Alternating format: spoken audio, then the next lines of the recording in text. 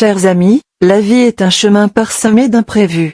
Parfois, une épreuve suffit à révéler la véritable nature de ceux qui nous entourent, et à transformer les liens que l'on croyait incassables. Aujourd'hui, nous allons plonger au cœur d'une histoire poignante, celle de Marc et Sophie, un couple dont le bonheur parfait a été mis à l'épreuve par le chômage, révélant des facettes insoupçonnées de l'amour, de la désillusion et de la résilience. Si cette promesse de récit vous touche déjà, n'attendez plus. Abonnez-vous à notre chaîne pour ne manquer aucune de nos explorations des mystères du cœur humain et des défis de la vie. Votre soutien est précieux. Marc et Sophie incarnaient le couple idéal. Lui, jeune cadre dynamique, ambitieux, avec un poste prestigieux. Elle, élégante et raffinée, assurant la parfaite gestion de leur foyer. Pendant des années, ils avaient vécu dans une bulle de bonheur, bercés par la réussite professionnelle de Marc et un quotidien harmonieux.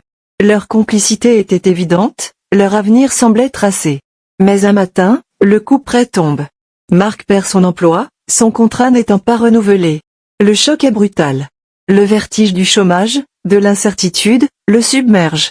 Au début, Sophie se montre compréhensive, un soutien solide.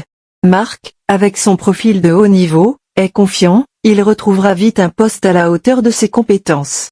Il tente par tous les moyens de rebondir, enchaîne les entretiens, envoie des dizaines de CV. Mais les jours se transforment en semaines, les semaines en mois. Les réponses se font rares, les espoirs s'amenuisent. Le poids de l'inactivité pèse, et les factures commencent à s'accumuler. La patience de Sophie commence à s'effriter. Les remarques se font plus acerbes, les critiques plus directes. Tu ne fais rien. Trouve n'importe quoi. Lance-t-elle, son soutien initial laissant place à une impatience grandissante. Marc, déçu par les refus et abattu par le manque de soutien de celle qu'il aime, perd pied. Son moral s'effondre, son estime de soi vacille. Le fossé se creuse entre eux, leur harmonie se fissure, laissant place à une solitude grandissante pour Marc. Le manque de revenus de Marc et l'absence de solutions concrètes finissent par transformer Sophie. D'abord subtile, sa métamorphose s'accélère. Elle commence à s'absenter des nuits entières, prétextant des soirées entre amis ou des déplacements professionnels inventés. Son apparence change, ses tenues deviennent plus extravagantes, ses bijoux plus ostentatoires. Marc, impuissant et trahi par le manque de soutien financier, perd le contrôle de sa femme et du foyer. La maison, autrefois impeccable, sombre dans le désordre, reflétant le chaos de son propre esprit. Il est désespéré, ne sachant plus comment retenir cette femme qui lui échappe. La situation devient insupportable. Marc voit sa femme revenir à des heures indues, souvent déposées par des hommes élégants et fortunés. Leurs regards furtifs, les rires feutrés, les gestes tendres de Sophie avec ses inconnus le transpercent de douleur. Le matin, elle dépose discrètement des billets sur la table de la cuisine, un signe silencieux de sa nouvelle indépendance financière. Marc, les mains liées par le chômage et la honte, se tait. Il est déçu, humilié, et son désespoir grandit à chaque nouvelle absence de Sophie. Fatiguée des tâches ménagères et désireuse de poursuivre son nouveau train de vie sans contrainte, Sophie décide d'engager une bonne à tout faire. C'est ainsi qu'Aya fait son entrée dans leur foyer. Jeune femme simple, discrète et d'une gentillesse naturelle, Aya commence ses tâches avec une efficacité et une douceur remarquables. Elle nettoie, range, et apporte un semblant d'ordre dans la maison, mais aussi dans l'esprit de Marc. Pendant des mois, sous le regard impuissant de Marc, le manège de Sophie continue. Mais la présence d'Aya devient une bouffée d'air frais. Son travail est impeccable, son attention envers Marc est constante. Elle lui prépare des repas soignés, s'assure qu'il est à l'aise, et par de petits gestes, lui redonne le goût de vivre. Aya, sensible à son désespoir, voit en lui un homme élégant et cultivé, mais brisé. Elle l'encourage doucement à reprendre soin de lui, à s'habiller correctement, à retrouver sa dignité. Elle lui offre des conseils simples mais efficaces, lui rappelant sa valeur intrinsèque au-delà de sa situation professionnelle. Encouragé par la bienveillance discrète d'Aya, Marc retrouve peu à peu ses forces. Il recommence à se raser, à s'habiller avec soin, à sortir de sa torpeur. La flamme de l'espoir se rallume en lui.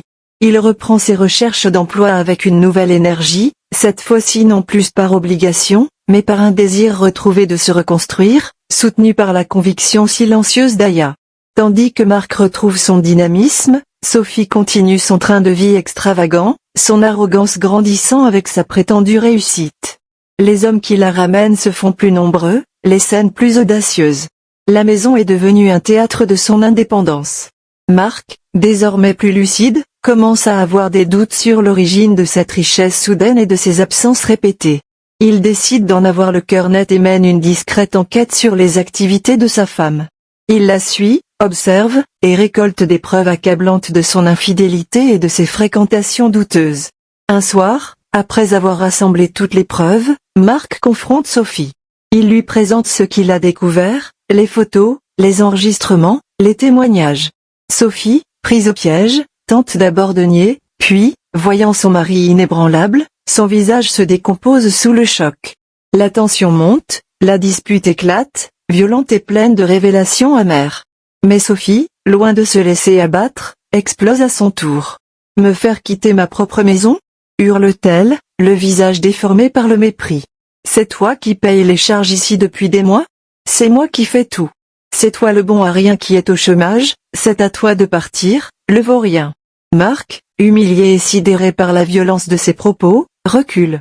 Frustré, anéanti, il tourne les talons et quitte la maison, laissant derrière lui sa vie brisée et la question lancinante, où aller ? Nulle part où aller. Humilié et anéanti, Mark quitte la maison.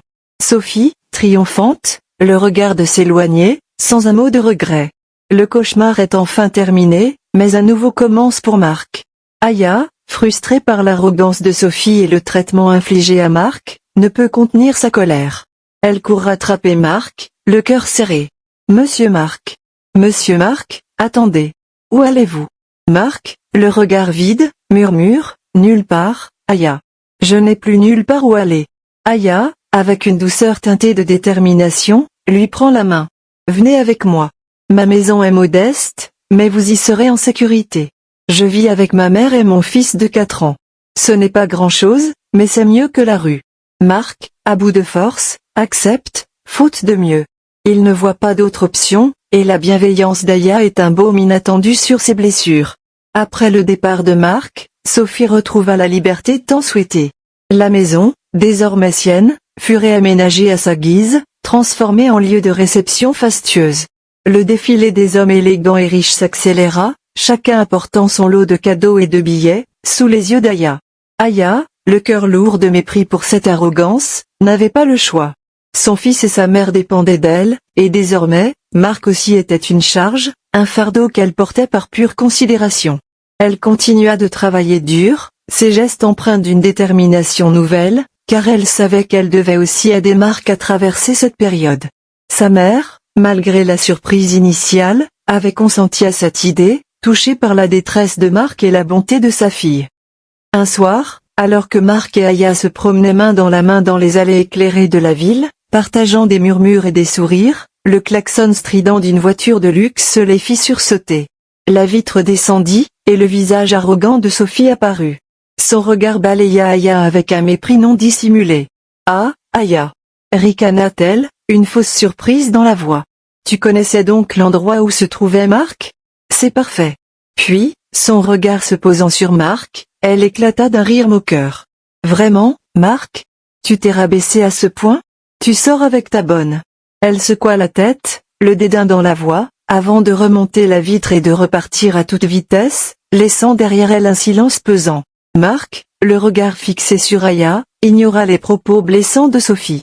Il serra plus fort sa main, son affection débordant. « Tu es la femme la plus importante à mes yeux, Aya. Peu importe ton profil. Je t'aime. » Aya, surprise par cette déclaration inattendue, sentit son cœur s'emballer. Un sourire ému se dessina sur ses lèvres. « Je vous ai aimé depuis que mon regard s'est posé sur vous, monsieur Mark. » Le lendemain matin, l'aube se leva sur une autre scène de tension. Sophie, rongée par la rage et l'humiliation de la veille, attendait Aya de pied ferme. « Alors, la petite bonne » cracha-t-elle, le visage déformé par la fureur. « Tu sors avec mon ex, l'idiot ? Tu l'aimais depuis longtemps, n'est-ce pas ? Sors de chez moi.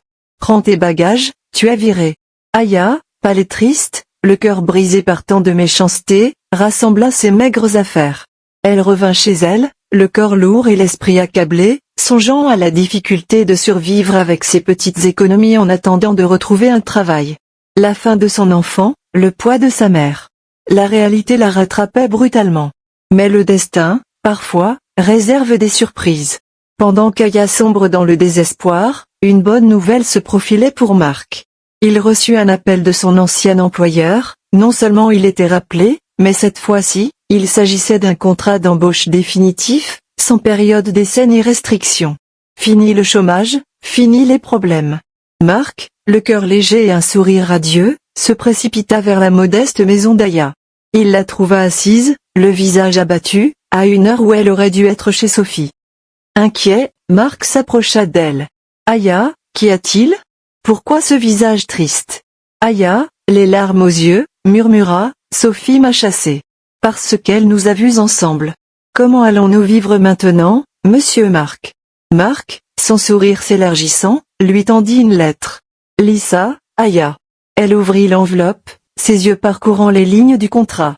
Son visage passa de la confusion à la surprise, puis à une immense joie. « C'est vrai ? Vous avez été rappelé ?» Marc hocha la tête, les yeux brillants. « Oui, Aya. Pour de bon. Fini les problèmes, fini pour toi les boulots de bonne.